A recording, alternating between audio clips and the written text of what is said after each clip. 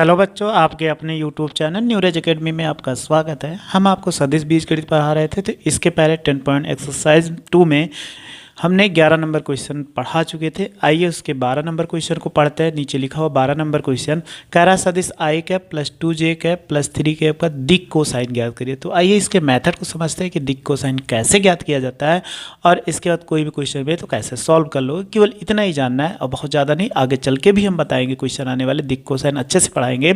अभी आपको त्रिविमीय सदिश में तो पहले इसमें क्वेश्चन को कैसे सॉल्व करते हैं, क्योंकि बहुत इसके क्वेश्चन है तो आगे मिलेंगे। तो आइए इसमें पहले हम पढ़ लेते हैं कि एक शॉर्ट मेथड में कैसे क्वेश्चन को दिक कोसाइन ज्ञात करते हैं। देखो, आपको दिक कोसाइन कोई भी क्वेश्चन का निकालना तो कैसे ज्ञात करेंगे, इसको इंग्लिश बोलते हैं डायरेक्शन कोसाइन। अगर हम मान लें कि माना कोई वेक्टर क्या हो, मान लीजिए ऐसे ए वेक्टर बराबर या a1 b1 ऐसे मान लेते हैं कि कोई वेक्टर हो ए आई कैप बी जे कैप और प्लस सी के कैप, ये मान लीजिए आर वेक्टर बराबर हो ऐसे। तो जहाँ क्या होता है याद रखना, जहाँ ए कामा बी कामा सी, इसको बोलते हैं दिक अनुपात है। ठीक, दिक अनुपात है। तो अगर कोई वेक्टर दिया गया है तो हम क्या कह सकते हैं ए बी सी। तो अगर आर का परिमाण निकालो तो क्या बराबर आर लिख सकते हैं। तो अभी हमने बताया था पीछे, इसका परिमाण निकालो तो ए का स्क्वायर आई का स्क्वायर हो जाएगा, जे का स्क्वायर और ये हो जाएगा कितना सी का स्क्वायर। ये इसका परिमाण निकला है। अब हमें क्या ज्ञात करना है, डायरेक्शन कोसाइन ज्ञात करना है। तो डायरेक्शन कोसाइन ज्ञात करने का आसान सा तरीका, कुछ भी आपको मिले क्वेश्चन बस आपको ऐसे लिख देना है दिक कोसाइन।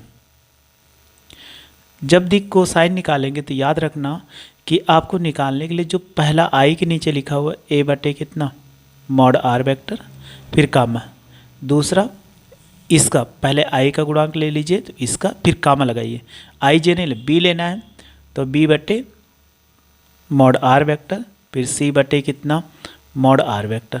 अगर आर वेक्टर की वैल्यू रख दो तो ए बाई कितना हो जाए अंडर रूट ए square plus B square plus सी स्क्वायर, फिर कामा देखो बी बटे अंडर रूट ए square plus B square plus सी स्क्वायर हो जाएगा। तीसरा देखो सी बटे अंडर रूट ए square plus B square plus सी स्क्वायर। आपको क्या करना है, डायरेक्शन कोसाइन ज्ञात करते समय तो पहला सबके परिमाण, इसके बाद आई के साथ फिर इसी से भाग कर देना आर से, फिर बी के साथ आर से भाग कर देना, सी के साथ आर से भाग कर दोगे तो हमेशा जो निकल आए वो डायरेक्शन कोसाइन आ जाएगा। तो डायरेक्शन कोसाइन ब्रैकेट में नहीं लिखते, ऐसे हम क्या कर सकते हैं छोड़ देते हैं। और एक चीज़ याद रखना और भी बता दे रहे हैं, दिक कोसाइन इसको L कामा M कामा N से लिखा जाता है। तो याद रखना इसके बराबर भी ये भी होता है L बराबर कितना कॉस अल्फा। ठीक, और जैसे हमने निकाला तो ये L है तो ये पहली वैल्यू आएगा ए बटे कितना अंडर रूट ए square plus B square plus सी स्क्वायर, और फिर कामा M बराबर कॉस बीटा होता है तो b by under root A square plus B square plus C square ये हो जाएगा। फिर अगला n बराबर ले लेंगे तो कॉस गामा बराबर c बटे अंडर रूट ए square plus B square plus सी स्क्वायर, ये इतना होता है। अगर आप देखोगे इसमें वैल्यू निकाला है तो अगर तीनों को वर्ग करके जोड़ते हैं, याद रखना ए स्क्वायर और प्लस बी स्क्वायर प्लस सी स्क्वायर वो plus A square L square plus M square और प्लस एन स्क्वायर बराबर 1 होता है। ये भी लिख सकते हैं या ऐसे भी लिख दो। अगर इसका वर्क करेंगे तो लिख सकते हैं cos square alpha plus cos square beta plus cos square gamma बराबर कितना 1 होता है। ठीक, आपको ये समझ में आ चुका। याद रखना ए बराबर जब निकालोगे तो ये कॉस अल्फा हो जाए, ये कॉस बीटा, ये कॉस गामा, तीनों के बराबर अभी हमें क्वेश्चन मिलेगा। तो इन्हीं का अगर वर्क करके जोड़ते हैं तो हम ऐसा सब इस तरफ कट जाएगा तो 1 आएगा। ये हमारे पास एक संबंध आ गया जो अभी हमें क्वेश्चन में यूज़ करना है कि जो क्वेश्चन मिलता है उनको इसी प्रकार हम यूज़ करके आसानी से सॉल्व कर लें, इसलिए सबसे ज़्यादा हमारे लिए ज़रूरी था। चलिए अब हम क्या करते हैं, 12 नंबर क्वेश्चन है उसको सॉल्व करते। एक लिखा गया था, सपोज कर लीजिए ए वेक्टर बराबर आई कैप प्लस 2j कैप और प्लस 3k कैप। इसका हमें क्या ज्ञात करना, दिक कोसाइन ज्ञात करना है। तो दिक कोसाइन ज्ञात करने के लिए सबसे पहले मॉडुलस निकाल लो। ए वेक्टर बराबर निकालेंगे ए, तो इसका निकालेंगे मॉडुलस ए वेक्टर परिमाण, तो 1 का स्क्वायर, 2 का स्क्वायर और 3 का स्क्वायर। तो बताइए कितना, 1 + 4 और +9, 9 4 13, एक कितना हो जाएगा, 14 आ गया। तो हमें यही कह रहा था कि इसका कितना आ गया, 14 आ गया, जो हमें ज्ञात करना था। अब हमें क्या निकालना है, इसका दिक कोसाइन। तो आप निकालिए दिक, ऐसे लिखा है तो कोसाइन, चाहे हिंदी में लिख दो दिक कोसाइन। तो हमने क्या कहा कि जो इसका गुणांक है, ठीक, इससे भाग करके लिख दो बस। देखो ये है आई का गुणांक कितना 1 और बटे कितना √14। फिर देखो यहाँ 2 है, यहाँ पर कितना है √14 से सब में भाग कर दो। फिर यहाँ पर ये हो जाएगा 3 बटे √14। ये इसका आंसर हो गया। बस हमें यही ज्ञात करना था इसमें, और आगे कुछ नहीं करना था। तो कोई भी क्वेश्चन मिले ऐसे आपको डायरेक्शन कोसाइन का याद रखना, बस उसी जो परिमाण आएगा उससे भाग करके अलग अलग लेना, लेकिन IG के मत लेना। चलिए 13 नंबर क्वेश्चन देखो। 13 नंबर क्वेश्चन है, बिंदु A 1, 2, -3 B -1, -2, 1 को मिलाने वाली रेखा कह रहा है मिलाने वाली एवं A से B की तरफ दिष्ट सदिश का दिक् कोसाइन ज्ञात करिए। तो चलिए, अभी हमने आपको बार बार ये बताया था कि इस टाइप के क्वेश्चन को कैसे सॉल्व करते हैं। तो देखो सबसे पहले इसमें 13 नंबर है, A का पॉइंट दिया गया है, कितना दिया गया 1, 2, -3, और B का पॉइंट दिया है, वो भी कितना दिया है कि -1, -2, 1, ये दिया गया। तो हमने एक सूत्र बताया था AB सदिश बराबर, आपने पढ़ा था कि अंडर रूट क्या होता है x2 माइनस, वो सॉरी ये अंडर रूट नहीं रहेगा, तो x2 minus x1 i cap plus y2 minus y1 j cap, और फिर प्लस z2 माइनस z1, और ये क्या होगा k कैप हो जाएगा। अगर हम क्या करें, AB वेक्टर निकालते समय रूट तो है नहीं, तो आप डायरेक्ट वैल्यू x2 की वैल्यू कितना -1 और x1 की वैल्यू 1, तो ये -1 हो जाएगा, i कैप लिखिए। फिर प्लस y2 की वैल्यू -2, यहाँ पे प्लस है तो ये -2 हो जाएगा, और j कैप। फिर प्लस z2, ये 1 होगा, और ये माइनस होता है, और माइनस माइनस जोड़ दो तो माइनस माइनस प्लस, तो ये 3 हो जाएगा, ये k कैप। बस इसको जोड़ दीजिए। तो बताइए एक एक जोड़ेंगे तो कितना -2i कैप, माइनस माइनस जुड़ जाएगा 4 हो जाएगा 2, माइनस j कैप और प्लस 4 k कैप। ये निकल आ गया AB वेक्टर बराबर, जो हमें पूछ रहा था। अब इसका परिमाण निकालो। अगर AB का हम परिमाण निकालते हैं तो बराबर कितना होगा, अंडर रूट -2 का स्क्वायर -4 का स्क्वायर और प्लस 4 का स्क्वायर। चलो सॉल्व करो। तो 2 का वर्ग 4 होगा, 4 चौक 16, 4 चौक 16, 16 16 32, और 4 कितना हो जाएगा 36। 36 का वर्गमूल कितना 6 मात्रक, ये मात्रक हो गया। हमें क्या निकालना है, डायरेक्शन कोसाइन निकालना है। तो AB वेक्टर, तो AB वेक्टर की दिशा में दिक् कोसाइन, यानी AB वेक्टर का दिक् कोसाइन, यानी दिक् कोसाइन चाहे हिंदी में लिखो। तो हमने क्या बताया था, सबसे पहले ये वैल्यू ले लो और बटे क्या होगा मॉड AB वेक्टर, फिर कामा J के गुणांक -4 निकाला है, तो -4 बटे कितना कि AB वेक्टर मॉड, फिर कामा, फिर देखो 4 बटे कितना मॉड AB वेक्टर। अब आप क्या करिए, इन्हीं को सॉल्व कर दिए। -2 बटा कितना 6 आया, फिर -4 बटे 6 आया, और 4 बटे 6 आया। 2 से काट दीजिए, 2 तिहाई 6, 2 दूनी 4, 2 तिहाई 6, 2 दूनी 4, 2 तिहाई 6। तो कितना आ गया -1 बटा 3 आ गया इसमें, और इसमें कितना आ गया, इसमें जब ले लेंगे तो ये कितना 2 बटा 3 हो गया, और ये 2 बटा कितना 3। बस इसका आंसर आ गया। तो जैसे हमें कह रहा था वैसे हमने क्या कर दिया, दिक् कोसाइन। तो आपको AB निकालने को बताए थे, AB आपको समझ में आ गया था, तो इनमें कहा गया, तो अभी हमने सूत्र बताया, उस सूत्र का प्रयोग करके आसानी से आंसर को ज्ञात कर लिया। अगला क्वेश्चन है क्वेश्चन नंबर 14, कह रहा दर्शाइए कि सदिश i cap plus j cap plus k cap OX OY OZ के साथ बराबर झुका हुआ है। तो इनको कैसे सॉल्व करते हैं, तो सपोज कर लीजिए 14 नंबर जैसे दिया गया है, इसको मान लीजिए R वेक्टर बराबर i cap plus j cap और प्लस k कैप। तो सबसे पहले इसका क्या करिए, मापांक निकाल लीजिए, परिमाण। तो R वेक्टर बराबर R, तो हम i का गुणांक 1 का स्क्वायर, 1 का स्क्वायर और 1 का स्क्वायर। तो बताइए कितना, 1 का वर्ग करेंगे 1 ही आएगा, 1 ही आएगा, 1 ही आएगा। आप जोड़ देंगे तो ये कितना आ जाए √3 आ गया। अब इतना पता चला, अब अगर आर वेक्टर का आप दिक कोसाइन निकालो तो कितना होगा, दिक कोसाइन। अगर हम दिक कोसाइन निकालते तो अभी हमने बताया था कि इसको निकालते समय सबसे पहले क्या, आई का गुणांक 1 है और जो आर आए उससे भाग कर दो, तो ये कितना √3, फिर यहाँ पे 1/√3 और ये कितना हो जाए 1/√3। हमने ये कहा था अगर दिक कोसाइन आ जाए तो पहले वैल्यू क्या होती, कॉस अल्फा होती है, तो कॉस अल्फा बराबर कितना 1/√3, तो अल्फा वैल्यू निकालो तो ये कितना होगा कॉस इनवर्स 1/√3 हो गया, एक वैल्यू ये निकली। दूसरा देखो, दूसरे वाले को हम फिर ले सकते हैं, कॉस बीटा बराबर 1/√3, तो बताइए बीटा बराबर कितना, कॉस इनवर्स 1/√3 हो जाएगा। फिर ऐसे कॉस गामा बराबर 1/√3, तो अब गामा निकालो तो गामा बराबर कितना होता है कॉस इनवर्स 1/√3, ये हो गया। और एक चीज़ याद रखना, अल्फ़ा होता है और बीटा होता है और गामा, ये क्रमशः क्या है, एक्स कामा वाई कामा जेड अक्ष से क्या है, झुकाव है। ये तो कह रहा है कि ये झुकाव है, तो अगर आप देखो तीनों बराबर है कि नहीं, अल्फ़ा बराबर बीटा बराबर गामा बराबर कॉस इनवर्स 1/√3, ये इसका आंसर हो जाएगा जो हमें करना था, अर्थात क्या हो गया, प्रूव्ड हो गया। यही कह रहा था कि ये क्या है कि समान कोण बनाते, तो अल्फ़ा बराबर बीटा बराबर गामा, तो ये समान कोण बना रहे थे, तो ये आसानी से सॉल्व हो गया।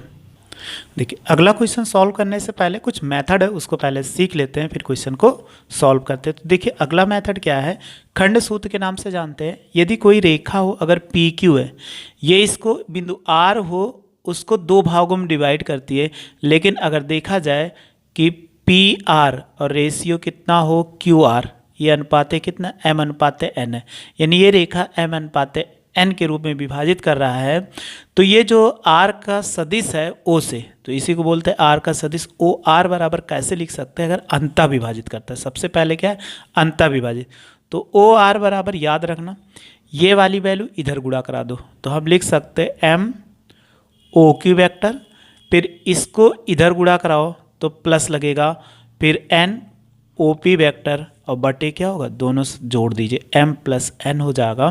तो अगर आप देखो तो ओ आर को हमने क्या माना, आर वेक्टर बराबर क्या होगा m, इसको ए बी वेक्टर माना है तो b वेक्टर, और प्लस यहाँ पर देखो n लिखा हुआ तो n लिखा, और ये a वेक्टर और नीचे क्या कर देंगे m प्लस n कर देंगे। ये हमारा सूत्र है अगर कोई भी रेखा हुई अंतः विभाजित करती है। ठीक, यदि आपसे कह दिया जाए पी क्यू का मध्य बिंदु आर है, अगर आर है तो याद रखना m अनुपात n बराबर 1:1 होता है, जितने इधर होगा उतने इधर होगा, तो यहीं पे रखोगे r वेक्टर बराबर क्या, इसकी वैल्यू 1 रखो और इनकी वैल्यू n की वैल्यू 1 रखोगे, तो ये क्या हो जाए b vector plus a vector बटे ये हो जाएगा 1+1, यानी इधर रखेंगे 1+1, या चिक लो 1 गुणे 1 लिख दो, तो अब क्या हो जाएगा ये b वेक्टर और प्लस a वेक्टर और बाई 2, तो हम कितना, या इसको ऐसे लिख सकते हैं a vector plus b vector by 2। याद रखना अगर कोई आपको दो सदिश दे दिया जाए, उससे कह दिया जाए कि उसका मध्य बिंदु है, तो मध्य बिंदु का सदिश ज्ञात कीजिए, तो r वेक्टर बराबर दोनों को जोड़ के आधा कर दो, हमेशा आ जाएगा, कभी सदिश मिलता है तो निकाल सकते हैं। देखो दूसरी कंडीशन है सेम, जब ये बिंदु पी क्यू जो हो एक बिंदु आर बाहर हो, तो ये क्या करता है बाह्यता विभाजित करता है, तो यहाँ पर इसके निर्देशांक क्या होगा, यानी m अगर वैल्यू निकालें कि P R ratio P Q, और पी आर रेशियो अगर निकाला जाए ये पी क्यू हो जाए या क्यू आर, सॉरी ऐसे मान लो ये क्यू एन हो जाए, यानी ये बाह्यता विभाजित करता है या नहीं आ रहेगा। अगर ये हो जाए क्यू आर बराबर m अनुपात n में अगर विभाजित करता है, तो याद रखना ये रेखा P से Q तक थी, यानी P Q थी, लेकिन ये बाहर स्थित हो गया, तो इनको कैसे निकालेंगे, तो इनका जो कोऑर्डिनेट r वेक्टर बराबर डायरेक्ट सेम हुई फार्मूला, ये वाली जो n है इससे गुणा होगा और b वाली जो वैल्यू होगी m होगी इससे गुणा होगा, तो हम लिख सकते हैं कि m b वेक्टर, लेकिन वहाँ प्लस था, यहाँ हो जाएगा n a वेक्टर बट्टे m माइनस n। ये इतना फार्मूला अगर बाह्यता विभाजित करता है तो याद रखना बीच में माइनस लगाना है, अगर अंतः विभाजित करता है तो प्लस लगाना है, कोई भी क्वेश्चन मिलेगा आसानी से सॉल्व कर लोगे। तो सारे मेथड अब हमारे पास खत्म हो गए। तो आइए अब क्वेश्चन को सॉल्व करते हैं कि कैसे कोई भी क्वेश्चन मिलता है उनको हम सॉल्व करते हैं। देखिए क्वेश्चन है अगला, क्वेश्चन नंबर 15 कह रहा है बिंदुओं P I cap plus 2J cap minus K cap और Q minus I cap plus J cap K cap मिलाने वाली रेखा को कह रहा है कि 2:1 के अनुपात में अंतः और बाह्यतः विभाजित करने वाले बिंदु R के स्थित सदिश ज्ञात करिए। तो चलिए दोनों का दिया गया स्थित सदिश, इसलिए हम क्या करेंगे, हमेशा स्थित सदिश की बात किया जाए तो O से लिखिए। तो देखो क्या दिया गया 15 नंबर में, अगर हम बात करते हैं OP वेक्टर बराबर, तो स्थित सदिश इसलिए I कैप और फिर प्लस 2J कैप और माइनस K कैप, ये हो गया। फिर OQ वेक्टर बराबर, देखो क्या लिखा हुआ है, दूसरा OQ है तो OQ वेक्टर बराबर माइनस I कैप और प्लस J कैप और प्लस क्या हो जाएगा K कैप, ये लिखा गया है। अगर इस दोनों स्थितियों में इनका कह रहा है कि M/N बराबर कितना 2:1, तो सबसे पहले अंतः विभाजन निकाल लेते हैं। अगर अंतः विभाजन तो OR निकालो, OR बराबर हमने क्या बताया था कि M OQ वेक्टर और फिर प्लस N OP वेक्टर बटे क्या होगा M प्लस N। चलो वैल्यू रख दो, M की वैल्यू यहाँ M है तो 2 है तो हम 2 लिखेंगे। OQ की वैल्यू कितना minus I cap plus J cap और प्लस K कैप, फिर प्लस यहाँ N है तो N की वैल्यू कितना 1 हो जाएगा और OP की वैल्यू कितना ये हो जाएगा I cap plus 2J cap और माइनस K कैप, और बटे नीचे आपको क्या करना जोड़ देना 2 + 1 हो गया।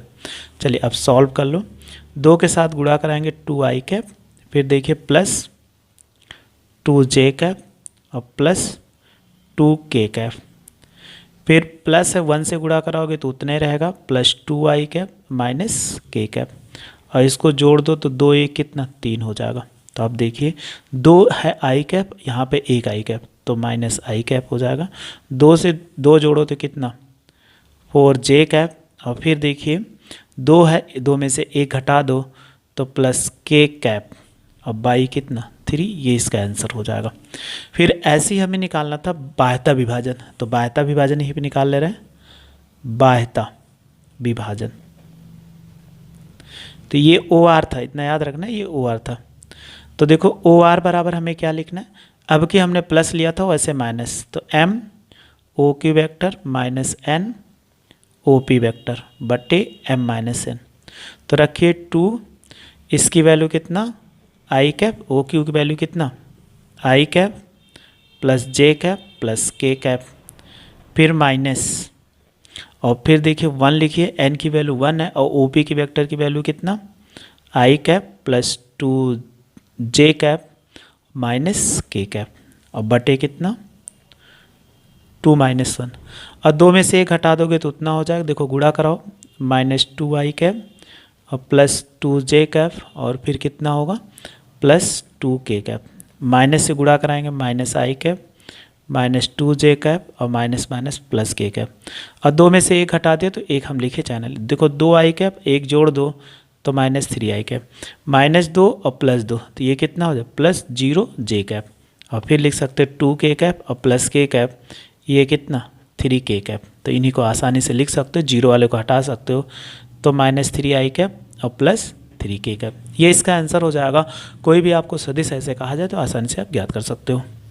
अगला क्वेश्चन 16 नंबर है, दो बिंदुओं P 2, 3, 4 Q 4, 1, -2 को मिलाने वाले सदिश का मध्यबिंदु ज्ञात कीजिए।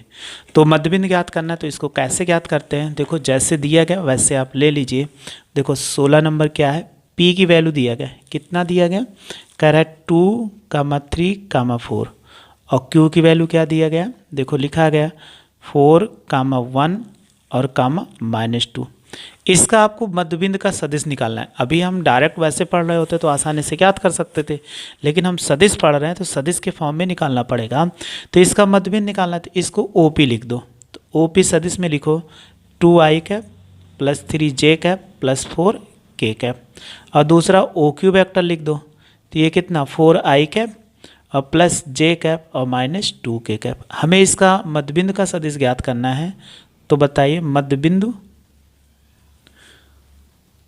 का सदिश क्या होता है फार्मूला, हमने आपको अभी बताया था A vector plus B vector, तो O P vector plus O Q vector by 2 हो जाएगा। चलिए इनको रख के जोड़ दो, 2i cap plus 3j cap plus 4k cap, फिर प्लस इसको जोड़ो 4i cap plus j cap और माइनस 2k कैप, और बाई कितना 2 हो जाएगा। अब आपको एक चीज़ बताए थे, i के साथ i जोड़ो, j के साथ j, 2 के साथ 4 जोड़ो तो कितना 6i कैप, 3 के साथ 7 जोड़ो वो 4 जोड़ो तो कितना हो जाएगा, ये सॉरी 3 के साथ 1 जोड़ो तो कितना हो जाएगा, ये 4j कैप हो जाएगा। 4 में से 2 घटा दो तो प्लस कितना आ जाएगा 2k कैप, और बाई 2 देखो 2 कॉमन है तो हम कॉमन ले लेते, 2 3 6 i कैप प्लस 2 दूनी 4 और माइनस प्लस k कैप, और बाई कितना 2, 2 से 2 कट गया तो बताइए क्या निकल 3i cap plus 2j cap और प्लस k कैप। आपसे क्या पूछ रहा था हम कि मध्य बिंदु के स्थिति ज्ञात कीजिए, तो यही कहा गया मध्य बिंदु ज्ञात कीजिए। तो सदिश का मध्य बिंदु क्या होगा, सदिश का मध्य बिंदु ब्रैकेट लगाओ, i का गुणांक कितना 3 आया 3 लिख दिए, इसका गुणांक कितना 2 आया और इसका गुणांक कितना 1 आया, बस आंसर हो गया। ये हमसे पूछ रहा था कि मध्य बिंदु चाहे इसको r मान सकते थे या इसको OR मान सकते थे वेक्टर, तो OR वेक्टर बराबर जब बिंदु निकाले तो i j और k को हटा देंगे तो आसानी से आंसर आ गया। चलिए नेक्स्ट क्वेश्चन, अगला क्वेश्चन है 17 नंबर, देखते हैं। ये भी ऐसे ही क्वेश्चन है, कह रहा है कि दर्शाइए कि ABC जिनके स्थित सदिश ए वेक्टर बराबर इतना लिखा गया, बी वेक्टर बराबर इतना लिखा गया, आप देख रहे हो सी वेक्टर बराबर इतना, एक समकोण त्रिभुज के शीर्ष का निर्माण करते हैं। तो चलिए कैसे ये समकोण त्रिभुज का निर्माण करते हैं उसको हम बताते हैं। इस टाइप के क्वेश्चन कई क्वेश्चन पेपर में कई बार पूछे गए हैं। तो सबसे पहले ए वेक्टर लिख लो, ए वेक्टर बराबर कितना लिखा हुआ है, कह रहा है 3i cap minus 4j cap और माइनस 4k कैप, और फिर बी वेक्टर बराबर ये भी लिखा हुआ है कि 2i cap minus j cap plus k cap, और फिर सी वेक्टर बराबर देखो लिखा हुआ है कि C vector i cap minus 3j cap और माइनस 5k कैप, ये लिखा हुआ है। तो सबकी वैल्यू लिखा है। अगर हम कहें ए वैल्यू मॉडुलस निकालो, मॉडुलस ए वैल्यू निकालो इसका परिमाण, तो आपको बताए थे i का 3 का स्क्वायर माइनस 4 का स्क्वायर और माइनस 4 का, सबके गुणांक का वर्ग, 3 का वर्ग 9 आ गया, 4 चौक 16 और 4 चौक 16, 16 16 32 में से एक 9 जोड़ दो कितना हो जाए 41 हो जाएगा, छोड़ दो ऐसे। फिर ऐसे बी वेक्टर निकालो मॉडुलस, तो देखो 2 का स्क्वायर माइनस 1 का स्क्वायर और प्लस कितना 1 का स्क्वायर, तो आप बताइए 2 दूनी कितना 4 हो जाएगा, 1 का वर्ग 1 आएगा 1 आएगा, तो देखो कितना हो गया 4 1 5 और 1 कितना √6 आ गया। ऐसे सी का निकाल लो, मॉडुलस सी वेक्टर बराबर 1 का स्क्वायर और माइनस 3 का स्क्वायर और माइनस 5 का स्क्वायर, तो आप बताइए कितना होगा, अगर स्क्वायर करेंगे 1 का 1 आएगा, 3 3 का 9 हो जाएगा, 5 25, 9 1 10 और 10 25 कितना 35 हो जाएगा, 25 10 कितना 35।